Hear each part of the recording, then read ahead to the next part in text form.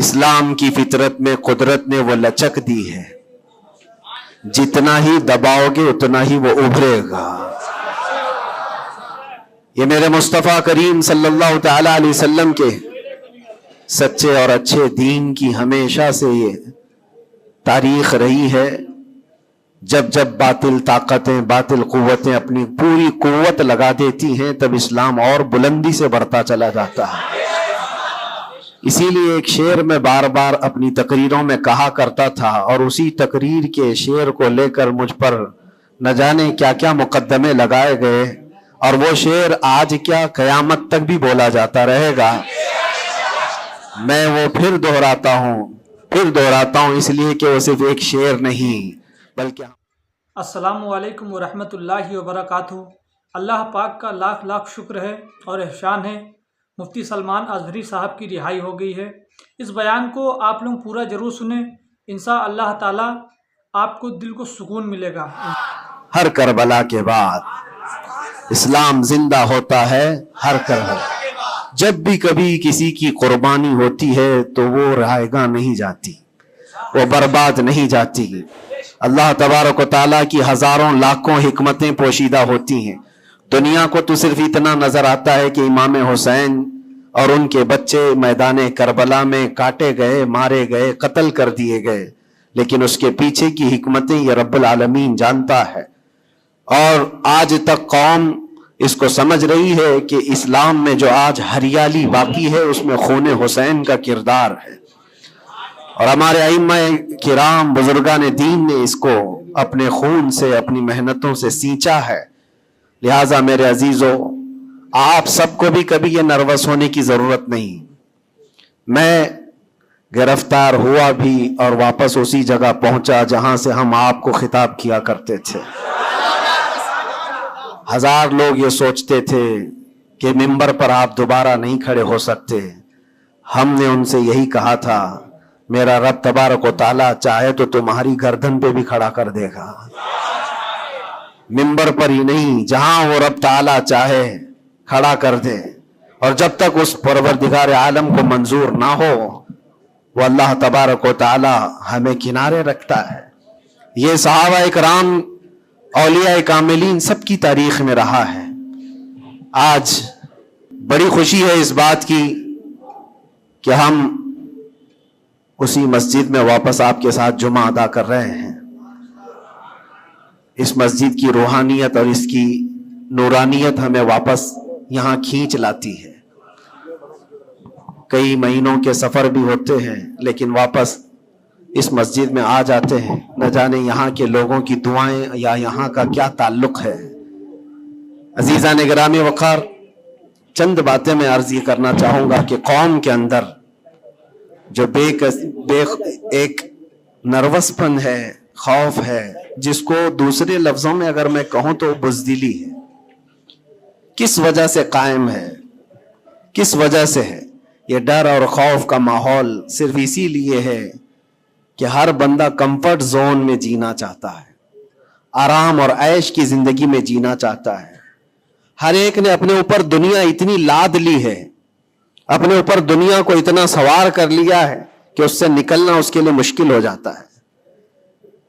اور اسی وجہ سے اللہ کے نبی صلی اللہ تعالی علیہ وسلم ارشاد فرماتے اپنے صحابہ کو بھی کہ جب تمہارے اندر بیل کی پونچھ پکڑ کر کے کھیتی باڑی کرنے کی عادت آ گئی اور تم گھوڑے کی پیٹھ چھوڑ چکے ہو تو سمجھ جانا کہ دوسری قومیں تم پر حکومت کرنے لگ جائیں گی۔ آج بیل کی پونچھ پکڑ کر کھیتی باڑی کرنے کا مطلب صرف یہ نہیں ہے کہ کسان بن جائے، سب کا حال یہ ہے کہ ہمیں دنیا جمع کرنا ہے، دنیا جمع کرنا ہے۔ اور اس دنیا جمع کرنے کے چکر میں اس کی پوری عمر ختم ہو جاتی ہے، لیکن وہ حسرت پوری نہیں ہوتی، وہ حسرت پوری نہیں ہو پاتی۔ جتنی چیز کی تمہیں ضرورت تھی وہ تو حاصل ہو چکا تھا، لیکن اس سے زیادہ کی طلب میں ہم بھاگتے ہی رہے۔ ہم یہ نہیں کہتے کہ آپ گھر نہ بنائیں، ہم یہ نہیں کہتے کہ آپ اچھے کپڑے نہ پہنیں، سب کریں، لیکن کم از کم اس بات کا خیال رکھنا چاہیے کہ اس دنیا کی کمائی میں اور اس کی طلب میں کہیں ایسا نہ ہو کہ میرا دین چھوٹ جائے، ایسا نہ ہو کہ اللہ کے نبی صلی اللہ تعالی علیہ وسلم سے جو میری محبت ہے اس میں کمی آ جائے، یاد ہے آپ کو ایک حدیث پاک اللہ کے حبیب صلی اللہ علیہ وسلم ارشاد فرماتے ہیں کہ مجھے میرے اس بات کا خوف نہیں ہے کہ میری امت مشرک ہو جائے گی، کافر ہو جائے گی۔ حضور پاک صلی اللہ علیہ وسلم فرماتے ہیں مجھے اس بات کا ڈر نہیں ستاتا کہ میری امت مشرک ہو جائے گی، کافر ہو جائے گی، مگر اس بات کا اندیشہ لگا رہتا ہے کہ میرے بعد تم پر دنیا پھیلا دی جائے گی اور دنیا سمیٹتے سمیٹتے تم اللہ اس کے رسول کو بھول جاؤ گے۔ آج وہ حالات ہیں میرے عزیزوں، سب کے وہی حالات ہیں۔ اکثر کی بات میں کہہ رہا ہوں، میں جب بھی کوئی گفتگو کروں تو اس کو میری فضیلت بیان کرنے پر محمول نہ کریں کہ میں اپنی بڑائی بیان کر رہا ہوں۔ میرے عزیزوں، ان حالات کو بھی ہم دیکھ کر کیا ہے کہ اندر جانے کے بعد ایک چیز دماغ میں گونجتی تھی، کیا بتلاؤں میں نے کیا کیا دیکھا۔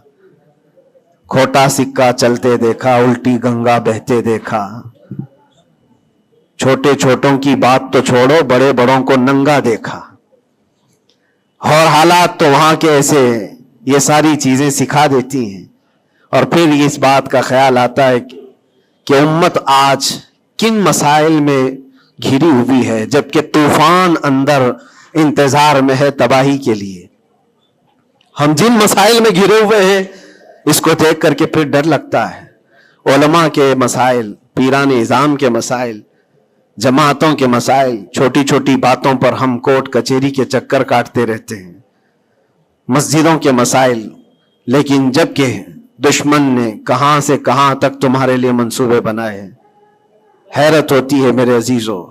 پھر وہ محاورہ ہے یا تاریخ ہے مجھے پتہ نہیں، لیکن ایک بات لگتی ہے کہ بغداد پر ہلاکو جب حملہ کرنے آیا تھا تو اس وقت سنا کہ علماء چھوٹی چھوٹی چیزوں میں بحث مباحثے میں مبتلا تھے، جبکہ قوم کو انہیں اس بات کے لیے تیار رکھنا چاہیے تھا کہ ایک ظالم قوم تم پر حملہ آور ہے، اس کے مقابلے کے لیے کھڑے رہو۔ آج میں یہی کہنا چاہتا ہوں میرے عزیزوں، چھوٹے مسائل کو درکنار ایک جگہ رکھو۔ امت مصطفیٰ آج جس قسم پرسی کی حالت میں ہے، جب نبی پاک صلی اللہ تعالی علیہ وسلم کی عزت پر حملے ہیں تو پھر تمہاری عزت کہاں خاک میں رہنے والی ہے؟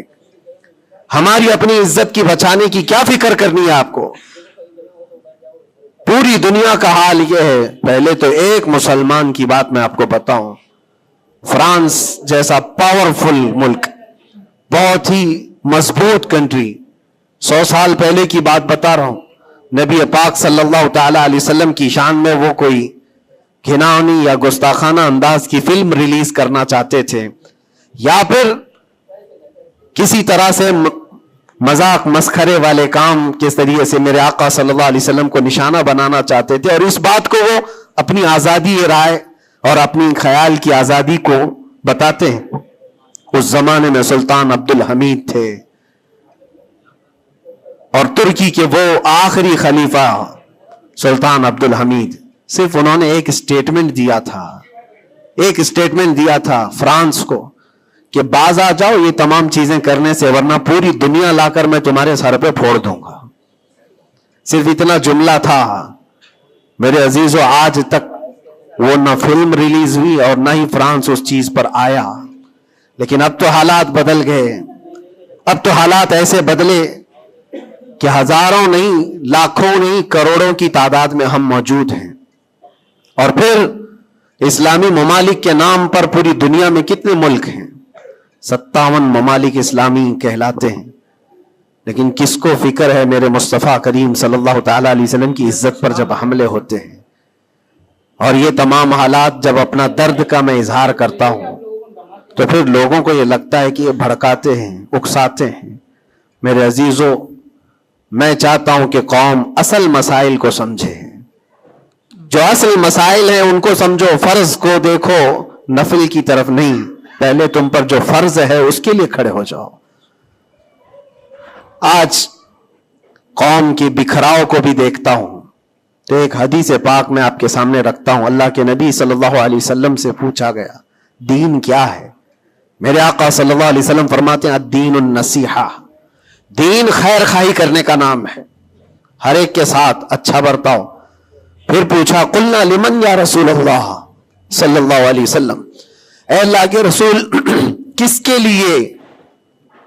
لیے خیر خواہی کرنے کا نام دین ہے؟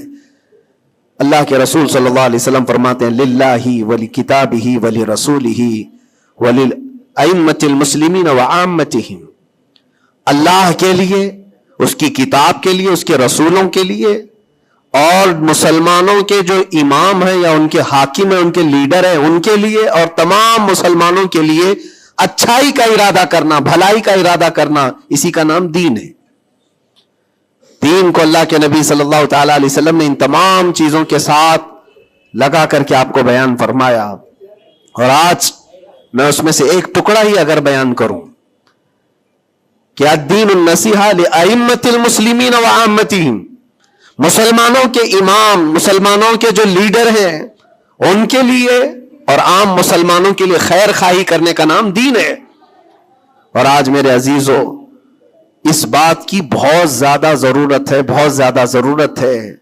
اجتماعی طور پر سب دیکھیں کہ ہمارا مفاد کس میں ہے، امت کا کام کس میں ہو سکتا ہے۔ اور ایک حدیث میرے آقا صلی اللہ علیہ وسلم فرماتے ہیں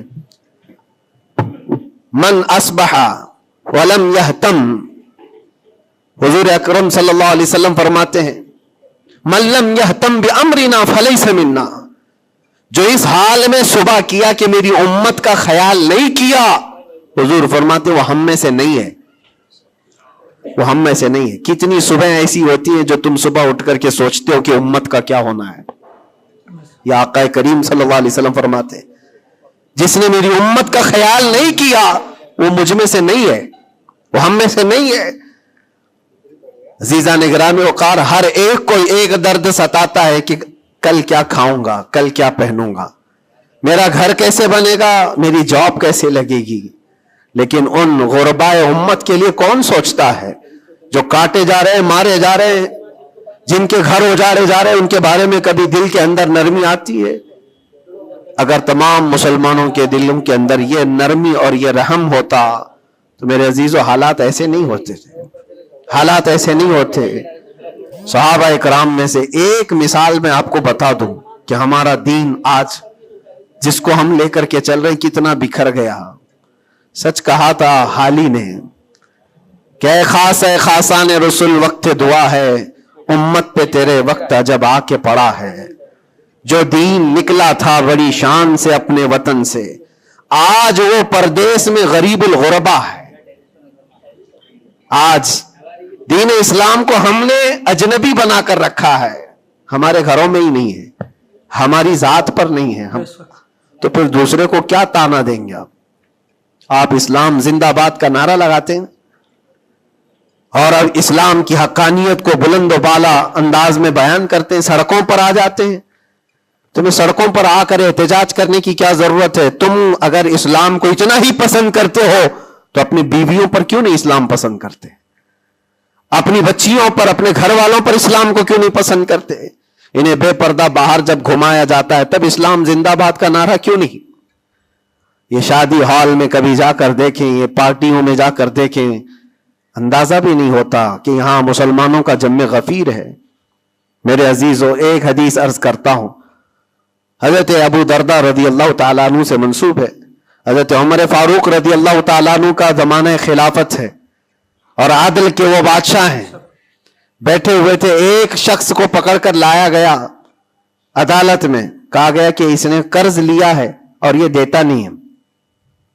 تو جو قرض خواہ تھے وہ بھی صحابی تھے، انہوں نے کہا کہ یہ اجنبی آدمی مدینے کا تو ہے نہیں، لیکن میں نے اس کو پیسے دیے تھے، یہ واپس نہیں لوٹاتا اور آئیں کائیں کرتا رہتا ہے، بہانے بناتا ہے۔ حضرت عمر فاروق رضی اللہ تعالیٰ عنہ نے اس اجنبی شخص سے کہا اب تم کیا کہنا چاہتے ہو؟ تمہیں قید میں ڈال دیا جائے گا، تم اس کے پیسے ادا کرنا چاہتے ہو یا نہیں؟ اس نے کہا مجھے 2 دن کی مہلت چاہیے، میں جاؤں گا اور لا کر کے واپس اس کی رقم ادا کر دوں گا جو مجھ سے تقاضا کر رہے۔ حضرت عمر نے کہا کہ تو جائے گا یہاں سے چھوڑ کر اور واپس آئے گا نہیں آئے گا اس کا کیا بھروسہ؟ کوئی ہے تیری جو ضمانت لے گا؟ یہاں پر کورٹ بھی جب ہمیں بیل لیتی ہے تو ایک ضامن کھڑا کرتی ہے کہ اس کی ضمانت کون لیتا ہے، تو یہ تو پرانا دستور ہے۔ آپ نے پوچھا کوئی ہے تیری ضمانت لے گا؟ اگر تو نہیں آئے گا تو ہم اس کو پکڑیں گے. اس نے مجمع میں دیکھا کوئی اس کی پہچان والا تو ہے نہیں. تھا تو یہ مسلمان لیکن اس کے گہرے تعلقات کسی سے ہے نہیں. نظر ڈالا, اس نے کہا میں کسی کو پہچانتا نہیں اس میں سے, اور کون میری ضمانت لے گا؟ صحابہ اکرام بیٹھے ہوئے تھے, سب تو جانتے ہیں کہ ایک اجنبی ہے اور بھاگ گیا تو آئے گا نہیں. لیکن اس کے باوجود ایک صحابی ہیں حضرت ابو درداء, کھڑے ہوتے ہیں, کہتے ہیں امیر المومنین میں اس کی ضمانت لیتا ہوں, میں اس کی ضمانت دیتا ہوں. کہا تم جانتے ہو اس کو؟ کہا جانتا تو نہیں, اتنا ہے کہ یہ مسلمان ہے, اتنا ہے کہ میرے آقا صلی اللہ تعالی علیہ وسلم کا غلام ہے. کہا کہ اگر یہ واپس 2 دن کے اندر نہیں آیا تو ابو درداء نے کہا امیر المومنین آپ مجھے گرفتار کر سکتے ہیں, میں اس کی جگہ پر قید میں چلا جاؤں گا. تو آپ نے لکھوا دیا اور اس شخص کو چھوڑ دیا, جاؤ 2 دن کا تمہارے پاس ٹائم ہے, لوٹ آ جاؤ. وہ چلا گیا. لوگوں میں تو یہی مشہور تھا, ایک بار جو چھوٹ گیا وہ عدالت سے واپس کہاں آتا ہے, کب وہ کسی کے شکنجے میں آئے گا. 2 دن کا وقت گزر گیا اور شام ہو گئی, وہ آیا نہیں. مغرب کا وقت تھا, اس سے پہلے امیر المومنین نے کہلا بھیجا کہ ابو درداء سے کہو کہ اپنی گرفتاری دے دے, جس کی وہ ضمانت لیا تھا وہ آیا نہیں ہے. عدالت پھر سے لگی, قرض خواہ جنہوں نے قرض دیا تھا وہ بھی تھے, اور حضرت ابو درداء کو لایا گیا. کہا کہ میں تیار ہوں, وہ نہیں آیا. لیکن ابھی عدالت ختم ہونے سے پہلے دیکھا کہ وہ شخص واپس لوٹ آیا, مال بھی لے کر کے آیا, اور کہا کہ امیر المومنین مجھے تاخیر ہو گئی, میں معافی چاہتا ہوں, راستہ ایسا تھا ویسا تھا, لیکن میں لوٹ آیا اور جس کی یہ امانت ہے وہ واپس کرتا ہوں. حضرت عمر فاروق رضی اللہ تعالیٰ عنہ نے فرمایا ٹھیک ہے, جس کا قرض ہے, جس کے تم نے لیے تھے اس کو لوٹا دو. اس نے جب وہ قرض خواہ جو صحابی تھے ان کو لوٹانے کی بات کی کہ آپ کی امانت آپ لے لیں, تو وہ کھڑے ہوئے اور کہا کہ میں معاف کر دیتا ہوں, جو تو نے لیا تھا اس کو میں نے معاف کر دیا, جاؤ. تو حضرت عمر فاروق رضی اللہ تعالیٰ عنہ فرماتے ہیں کہ پھر یہ مجلس دیکھی تو اس اجنبی شخص سے پوچھا تو چاہتا تو بھاگ جاتا, تو چھوڑ کر چلا جاتا, واپس نہیں آتا تو کون پکڑ کر لاتا, تو کس علاقے کا ہے یا کہاں جاتا, واپس کیوں آیا؟ جانتے ہو اس نے کیا جواب دیا؟ امیر المومنین آپ سچ کہہ رہے ہیں, میں ایسی جگہ چلا جاتا جہاں سے لوگ مجھے پکڑ کر نہ لاتے, تھوڑی سی رقم ضرور تھی, میں بچا کر کے چلا جاتا, لیکن دل میں یہ خیال آیا کل کو دنیا یہ کہے گی رسول اللہ کے غلام دھوکے باز ہوتے ہیں, کہیں اللہ کے نبی صلی اللہ تعالی علیہ وسلم کے اوپر کوئی انگلی نہ اٹھائے کہ حضور کا غلام ایک مسلمان دھوکہ دیتا ہے. اس لیے میں واپس لوٹ آیا, میرے لیے دنیا حقیر ہے, میرے مصطفیٰ کی نسبت بہت بلند ہے. امیر المومنین نے ابو درداء سے پوچھا کہ اے ابو درداء, تم ایک اجنبی شخص کی ضمانت لینے کو تیار ہو گئے, تمہارے اندر کیا جذبہ آ گیا ایسا؟ ابو درداء نے کہا امیر المومنین میں نے دیکھا یہاں پر حالات ایسے کہ اس کو پہچاننے والا کوئی نہیں, اور اگر ہم میں سے کوئی بھی نہیں اٹھتا تو یہ شخص اور اس کے بعد آنے والی قوم یہ کہتی حضور پاک صلی اللہ علیہ وسلم کے غلاموں میں مدد کرنے کا جذبہ ختم ہو گیا ہے, نبی پاک صلی اللہ تعالی علیہ وسلم کے غلاموں میں مدد کرنے کا جذبہ چلا گیا. کوئی اگر یہ تانا مارتا, اسی لیے میں کھڑا ہو گیا. زیادہ سے زیادہ کیا ہوتا کہ میں قید میں چلا جاتا, لیکن میرے نبی کی ذات پر کوئی انگلی تو نہیں اٹھا سکتا. حضرت امیر المومنین نے اس صحابی سے پوچھا تم نے قرضہ معاف کیوں کر دیا؟ اور عدالت میں مقدمہ کیا تھا, معاف کرنا تھا تو پہلے کر دیتے. آپ نے کہا کہ میں اس کو پہلے پہچانتا نہیں تھا, لیکن یہ جب 2 دن کا موقع لے کر گیا بھی اور واپس لوٹ آیا بھی تو امیر المومنین میرا تو یہ حق بنتا ہے کہ میں اس مسلمان کا قرض معاف کر دوں, اس لیے کہ میرے دل میں بھی یہ خیال آیا کہ اگر میں معاف نہ کرتا تو کل کو دنیا یہ کہتی کہ رسول اللہ کے غلاموں میں معاف کرنے کا جذبہ بھی چلا گیا. یہ ہے پورا دین, یہ ہے پورا دین. ایک دوسرے کو معاف کرنے کا جذبہ، ایک دوسرے کی مدد کرنے کا جذبہ اور وعدے کو مکمل کرنے کا جذبہ، یہ کل ملا کر کے دین بنتا ہے۔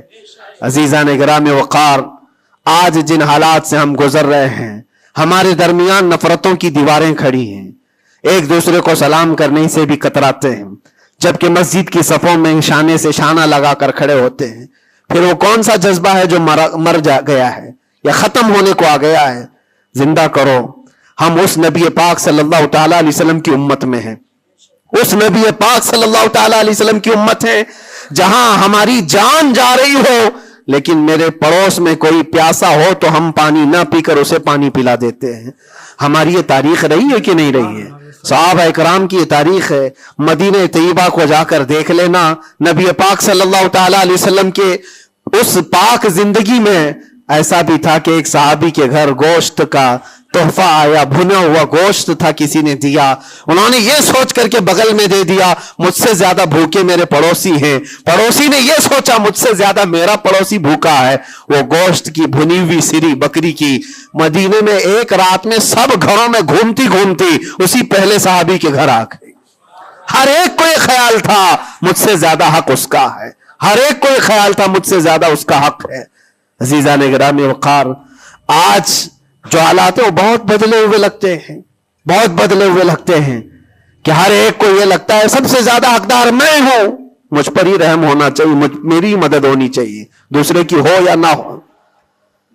یہ تمام باتیں صرف اس لیے کہہ رہا ہوں کہ ائمۃ المسلمین اور عامتہم جو حدیث پاک میں آیا ہے، مسلمانوں کے امام، مسلمانوں کے لیڈر، ان کے بارے میں خیر خواہی کرنا یہ بھی دین ہے۔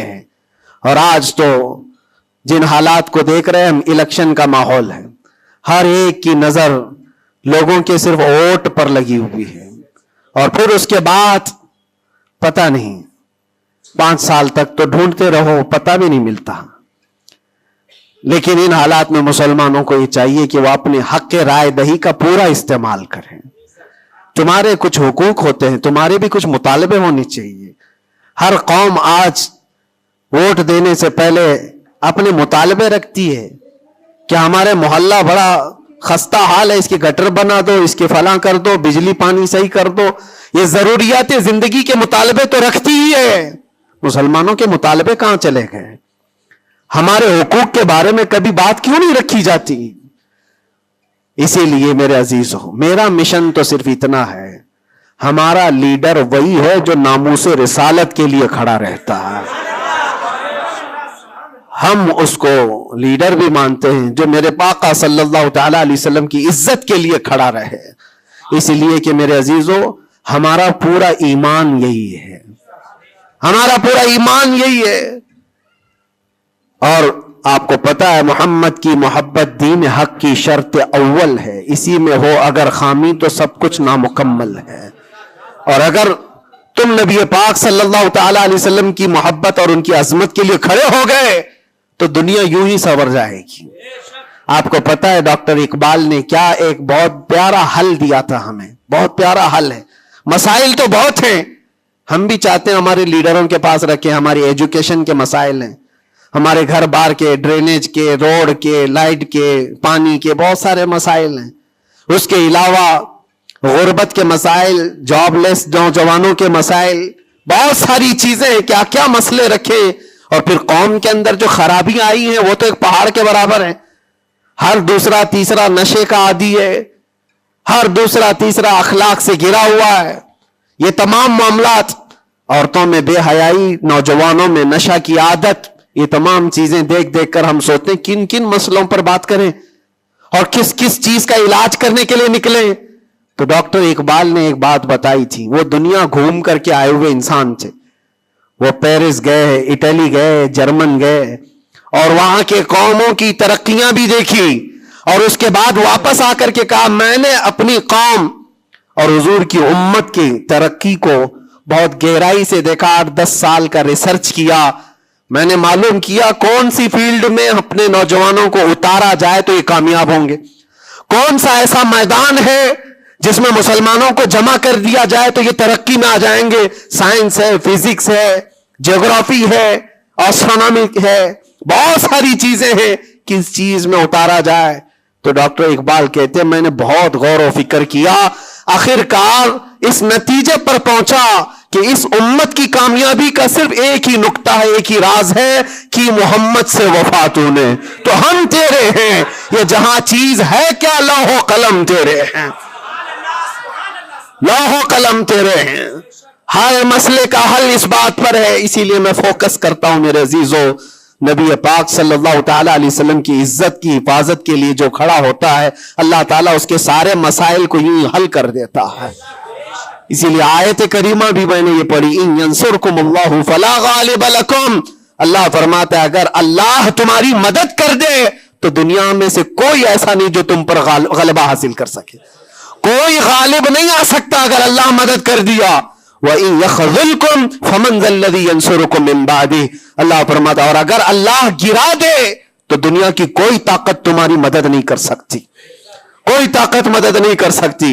एक बात, बहुत सारी चीजें हमने सीखी हैं जेल के अंदर के हालात, इंशाअल्लाह कभी तवील दास्तान पूरी में बयान करूंगा, लेकिन एक बंदे को देखा था, उसके घर वाले भी छोड़ चुके सब, उसको छोटा सा एक केस है लेकिन जेल के अंदर उसकी जमानत होती नहीं, घर वाले कराना चाहे तो हो जाए 4 दिन 5 दिन में, लेकिन कोई चाहता नहीं।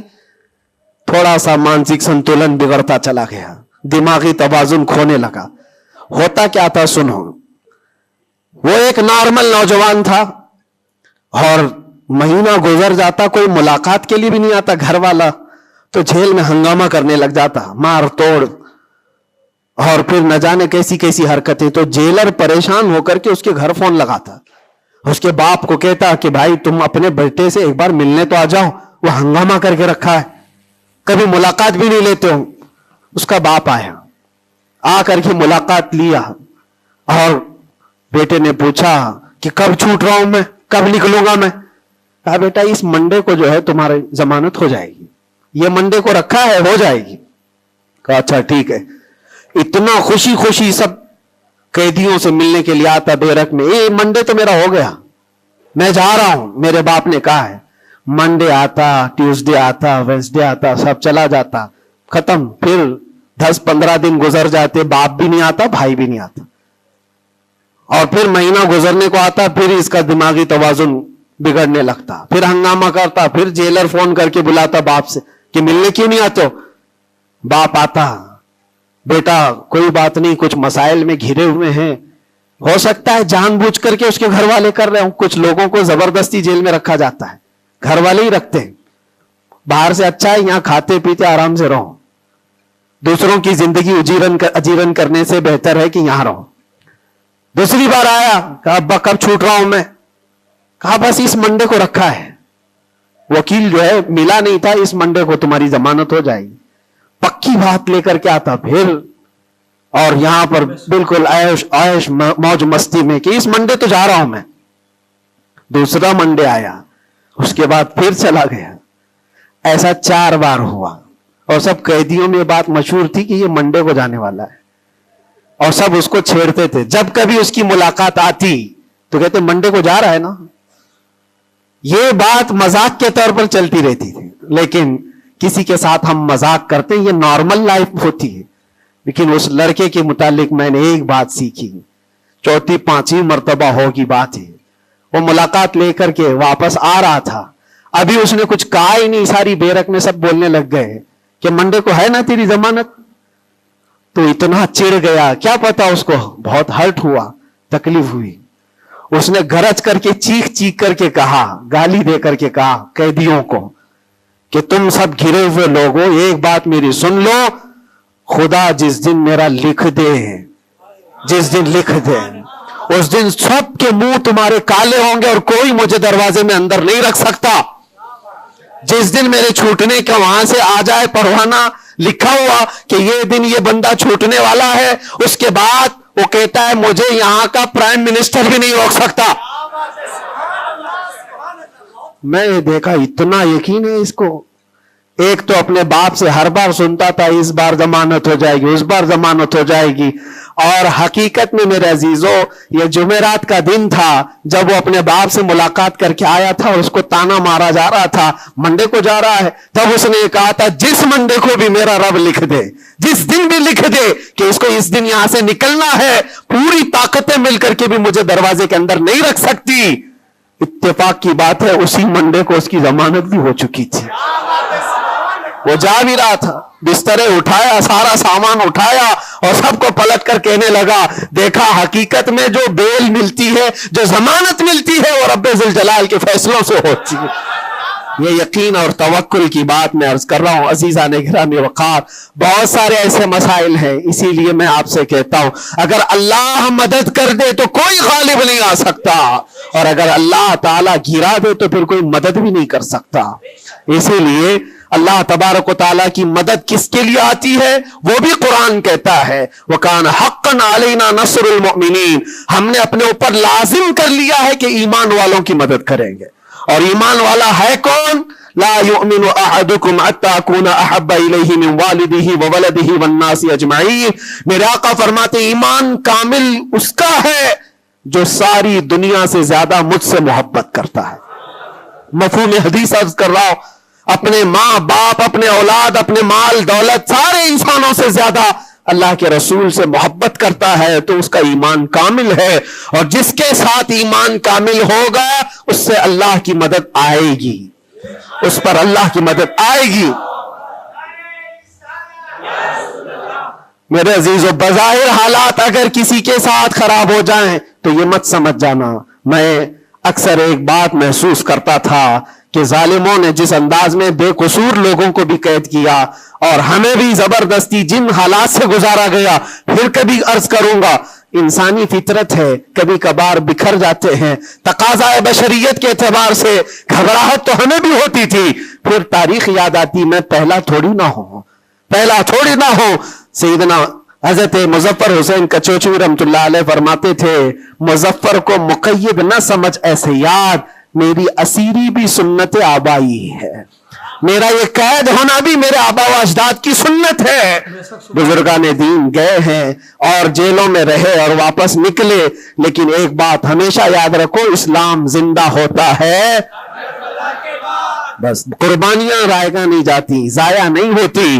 اللہ تعالیٰ کی مدد جس کے ساتھ ہے تو بظاہر حالات میں ایسا ہوگا، مجھے اچھی طرح سے پتا ہے، پہلے بھی معلوم تھا، میں نے تقریروں میں بہت کہا بھی تھا کہ مجھے اچھا معلوم ہے کہ میری تقریروں کا انجام کیا ہونے والا ہے، نتیجہ کیا ہونے والا ہے، مجھے کیسی کیسی دھمکیاں پہلے بھی دی گئی ہیں، ابھی بھی ہے، آنے سے پہلے بھی کچھ لوگوں نے کہا تھا اتنا لمبا ہم نے کٹا دیا، اب تو بھول جاؤ گے، وہ شعر پڑھو گے، یہ شعر پڑھو گے، کیسی تقریریں کرو گے۔ ہم نے کہا میرے عزیزو آپ کیا سمجھتے ہو، مچھلی کے تیرنا ختم ہو سکتا ہے، پرندے کا اڑنا ختم ہو سکتا ہے، شیر کا شکار کرنا ختم ہو سکتا ہے، وہ تو جانور ہے، ان کی فطرت نہیں ختم ہوتی، میں غلام مصطفیٰ ہوں، میری فطرت کیا ختم ہوگی؟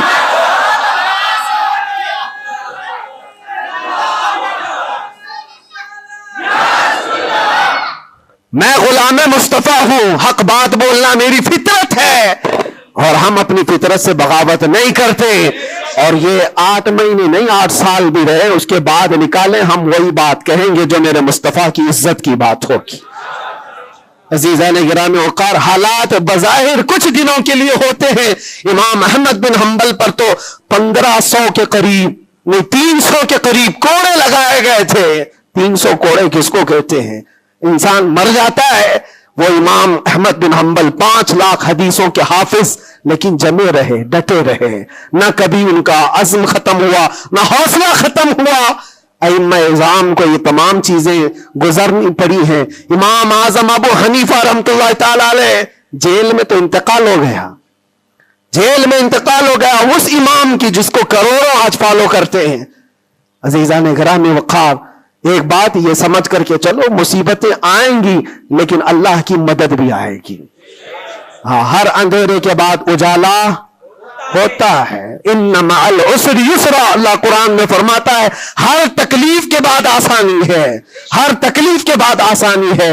اور میں تو ذہن میں یہ پریپیئر کر کے رکھا تھا، ذہن میں دماغ میں یہ بات بٹھا کر رکھا تھا، آزاد ہونا نہ ہونا یہ اللہ کی مرضی پر ہے، لیکن اگر مر کر کے میری لاش بھی باہر آتی تب بھی مجھے اس بات کا اطمینان تھا جو بات ہمیں کہنی تھی وہ ہم کہہ چکے. انشاءاللہ رب تبارک و تعالی ہماری ان باتوں کو بچوں تک یہ محفوظ بھی کرائے گا.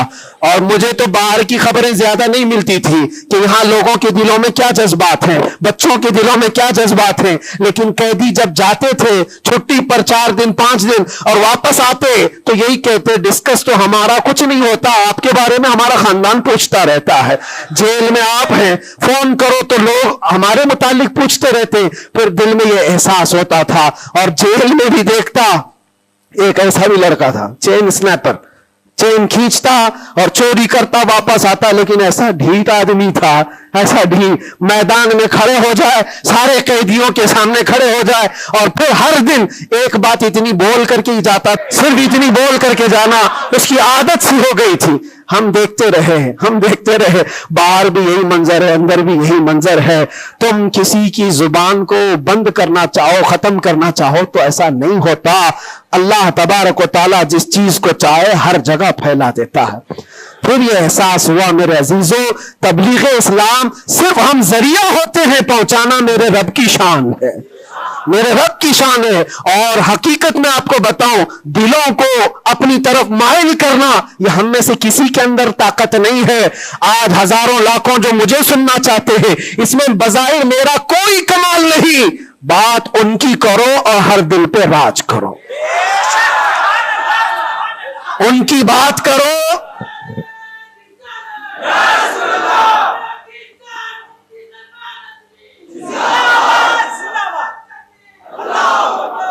اسی لیے آج کے حالات میں آخری باتیں عرض کر رہا ہوں. میں معذرت چاہتا ہوں، آج تھوڑا سا وقت زیادہ ہوا ہے، اس لیے کہ یہ ہماری مسجد ہے اور ہمارے اوپر کوئی یہاں پابندی نہیں ہے. یہاں پر الحمدللہ جو لوگ بیٹھے ہیں 8 مہینے کے بعد سن رہے، 9 مہینے کے بعد سن رہے ہیں، تو تھوڑی کسر میں بھی نکال لوں. اس لیے میں تھوڑا زیادہ وقت آپ کے ساتھ لے رہا ہوں. ان حالات کے ساتھ جو آپ کو فیصلہ لینا ہے میرے عزیزوں، سوچ سمجھ کر کے اپنا مطالبہ بھی تو رکھو، اپنا مطالبہ بھی رکھو کہ ہم ان لیڈروں کے ساتھ کھڑے ہیں جو 500 روپے بانٹ کر کے گلے میں پٹے ڈلوا کر کے ہمیں نعرے لگوا کر کے گھما لے. بس نہیں، ہمارا مقصد اور ہمارا مطالبہ اتنا ہو، ان حکام ان لیڈروں کے پاس یہ بات رکھو، میرا گھر میرا محلہ نہ بنا پایا تو کوئی بات نہیں، لیکن اتنا وعدہ کرو کہ میرے مصطفیٰ کی عزت پر جب بات آئے تو تم ڈٹ کر کھڑے رہو گے.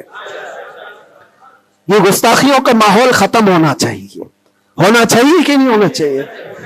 اسی لیے میرے عزیزوں، اور بظاہر ہماری بات یہ ہے کہ ہم سب سے ان لوگوں سے محبت ضرور کرتے ہیں جو قوم و ملت اور ملک کی فلاح و بہبودی اور میرے حضور پاک کی عزت کے لیے کھڑے ہوتے ہیں. ہم ان کے ساتھ ہیں کسی بھی طرح سے.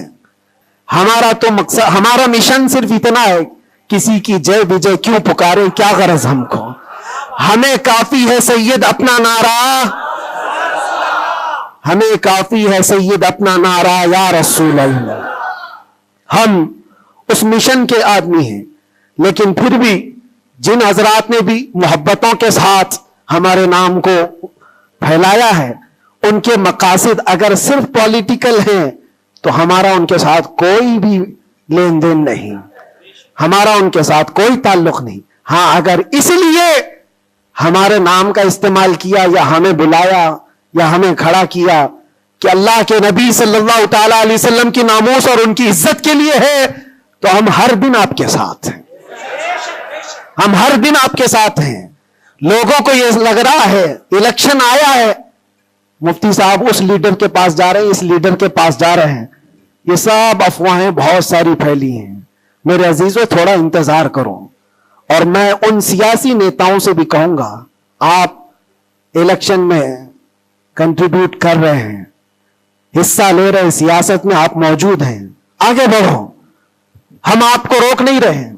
لیکن اگر واقعی مقصد یہ ہے کہ قوم و ملت اور ملک اور میرے دین کی عزت اور حضور پاک کی عزت کے لیے آگے چل کر کے آواز اٹھائیں گے تو میرا آج آپ کے ساتھ کھڑا ہونا کوئی ضروری نہیں. الیکشن گزر جانے تو پھر ہر دن آپ کے ساتھ کھڑے, الیکشن ہو جانے کے بعد بھی ہم کھڑے ہیں آپ کے ساتھ, لیکن الیکشن سے پہلے ہی اگر آپ کو ہمیں چاہیے تو لوگوں میں یہ خلفشار مچا ہوا ہے, ایک خلفشار مچا ہوا ہے کہ مفتی صاحب ناموس رسالت کے اس عظیم مشن کو سیاسی لوگوں کے درمیان پھیلا رہے ہیں. میرے عزیزوں, میرا کہیں یہ مقصد نہیں ہے, کہیں یہ مقصد نہیں ہے. اللہ نے جو کرسی دی ہے نا وہ بہت بڑی کرسی ہے. ہم نے جو اللہ تعالیٰ کا انعام ہمارے پاس ہے وہ الیکشن سے حاصل کیا ہوا نہیں ہے, رب کے سلیکشن سے ملا ہوا ہے. ہمارے پاس اللہ تبارک و تعالیٰ کا دیا ہوا انعام کافی ہے, لیکن ان سیاسی حضرات کے ساتھ ہمارا تعلق اسی لیے ہے کہ آپ آواز بلندی کے ساتھ اٹھا سکتے ہو اور سسٹم میں آپ بیٹھ کر کے اپنی قوم, ملک, سب کی فلاح و بہبودی کی بات کر سکتے ہو. اس لیے ہم کھڑے ہیں, اس لیے نہیں کہ آپ 500,000 روپے دے دیں گے, اس لیے نہیں کہ آپ ہمارا گھر, گاڑی, بنگلہ خرید کر کے کچھ دے دیں گے. عزیزان گرامی اوقات, میرے آنے کے بعد سے لے کر آج تک, ابھی تک مہینہ نہیں گزرا ہوگا, لیکن میں نے حالات اتنے دیکھے کہ ہر کوئی یہ چاہتا ہے راتوں رات مجھے دولہا بنا دے. بہت سارے معاملات ایسے دیکھے. اس لیے میں سب سے یہ گزارش کروں گا, آج کا یہ میرا پیغام ہے کہ ہمارا مشن ناموس رسالت ہے, ہمارا مشن تحفظ ناموس رسالت ہے, اور اس کے لیے ہم ہر طرح سے کھڑے ہیں. لیکن خالص سیاست کے لیے, خالص ووٹنگ کے لیے, خالص الیکشن کے پرچار کے لیے مجھ جیسے کا نام استعمال نہ کریں. یہ میرا مشورہ ہے, یہ میرا پیغام بھی ہے. آپ کے لیے پوری زندگی ہم کھڑے ہیں, صرف الیکشن کے لیے. اس عظیم اور اس عظیم مشن کو اور اس مقدس مشن کو بدنام کرنے کی کوشش نہ کریں. ہاں, پولیٹیکل جس انداز میں بھی آپ کو مدعے اٹھانا ہے اٹھائیں, لیکن حضور پاک صلی اللہ تعالیٰ علیہ وسلم کی عزت کا یہ جو مشن ہے, ناموس رسالت کا مشن ہے, اس کو صرف یوز کرنے کے لیے استعمال نہیں ہونا چاہیے, بلکہ جو بھی بندہ مومن کھڑا رہے گا وہ اپنی جان کے ساتھ کھڑا رہے گا, تبھی اس کا ایمان ہے, تبھی وہ اس کا ایمان ہے. اور اگر آپ مجھے یہ کہتے ہیں کہ آپ حضور پاک کے اس ناموس رسالت کا مسئلہ لے کر چلتے ہیں, قسم رب ذوالجلال کی, اس کے پیچھے میرا کوئی دوسرا مقصد نہیں ہے. اس کے پیچھے میرا کوئی دوسرا مقصد نہیں ہے کہ اس کے ذریعے سے میں کما لوں گا, میں کھا لوں گا. میرے عزیزوں, کیا کما لیں گے, کیا کھا لیں گے؟ آپ کو میرے اپنے حالات معلوم نہیں کہ میں کس طرح کے حالات سے گزرا ہوں. اگر لوگوں سے بٹورنا ہی ہوتا تو ممبئی میں میری بہت ساری بلڈنگیں ہوتی. میں تو کرائے کے گھر پہ رہتا ہوں. میرے عزیزوں, میں اس چیز کا قائل نہیں ہوں کہ اس عظیم مشن کو اپنے مفاد اور ذاتی فائدے کے لیے یا دنیا بنانے کے لیے استعمال کیا جائے. میرا اس میں کوئی مقصد پنہا نہیں. مقصد صرف اتنا ہے کہ کل بروز قیامت رسول پاک صلی اللہ تعالیٰ علیہ وسلم کی نظر ہم پر پڑے, تم ہنس کے کہے جانا دیوانہ ہے دیوانہ. بس میرا مقصد یہ ہے, اتنا ہے کہ نبی پاک صلی اللہ تعالیٰ علیہ وسلم کی نظر عنایت ہو, ارشاد فرما دے کہ فرشتوں چھوڑ دو اس کو, یہ میرا دیوانہ ہے. بس اس مقصد کو لے کر ہم چلتے ہیں. اور اللہ کے نبی صلی اللہ تعالیٰ علیہ وسلم وہ عظیم غیرت مند رسول ہیں. میں نے دیکھا میرے عزیزوں, دنیا مجھ سے چھوٹ گئی تھی, ہر طرح کے رابطے بند تھے. میں گھر سے بھی بات نہیں کر سکتا, بچوں سے بھی بات نہیں کر سکتا تھا. مجھے اندھیری کوٹھری میں رکھا گیا تھا جہاں سے آسمان بھی نظر نہ آئے. کئی دن گزرتے رہے, لیکن قسم ہے اللہ رب العزت کی, اس کے ذات کی, اس رسول پاک صلی اللہ علیہ وسلم سے جس سے ہم محبت کرتے تھے, انہوں نے ہمیں تنہا نہیں چھوڑا. میرے مصطفیٰ نے تنہا نہیں چھوڑا. ہم نے جو وہاں دیکھا ہے وہ بیان سے بھی باہر ہے. کسی دن نہ پھسلنے دیا, کسی دن نہ بہکنے دیا, کسی دن نہ ٹوٹنے دیا. جس طرح مضبوطی کے ساتھ کھڑے تھے باہر اسی طرح کھڑے رہے. ورنہ تنہا رہتے وہاں پر آدمی ڈپریشن کے شکار میں پاگل ہو جاتے. پاگلوں کا پورا ایک یاد بنا ہوا ہے. لوگ اپنے ذہنی دن اور توازن کھو چکے ہیں. पेशाब पखाने उनके कपड़ों में होने लगते हैं। पागलों का यार्ड है, लेकिन उनको हुकूमत छोड़ती नहीं है। जो जेल में पागल हो गए उनके लिए भी एक यार्ड है। ऐसे कितने लोग हैं, उनको देखकर घबराहट तो होती थी, लेकिन फिर तन्हाई में जब मेरे मुस्तफा करीम सल्लल्लाहु अलैहि वसल्लम को याद करते हैं तो फिर वो अपने चेहरे जमाले जहां आरा से जो मुशर्रफ करते, जो इनामात देते थे, वो मेरे लिए काफी है। उसके बाद फिर किसी चीज की हाजत नहीं होती थी। फिर वो सहाबा की बात याद आती थी, वो सहाबा की बात याद आती। एक खातून मदीने की जंगे उहद में जिनके बाप शहीद हो गए, जिनका भाई शहीद हुआ, जिनका शोहर शहीद हुआ, बेटा भी शहीद हुआ, एक जंग में 4 लोग शहीद हुए। वो औरत कहती है, मुझे एक बार रसूलुल्लाह को दिखा तो दो, मेरे आका सलामत है या नहीं। वो कहते हैं सहाबा कि हाँ वो सलामत है। वो खातून मेरे मुस्तफा के चेहरे को देखती है और उसके बाद कहती है, कुल्लु मुसीबतिन बादक जुललुन या रसूल अल्लाह, अल्लाह के रसूल आपके होते हुए हर मुसीबत हल की है। आप अगर सलामत हैं तो हर मुसीबत छोटी है।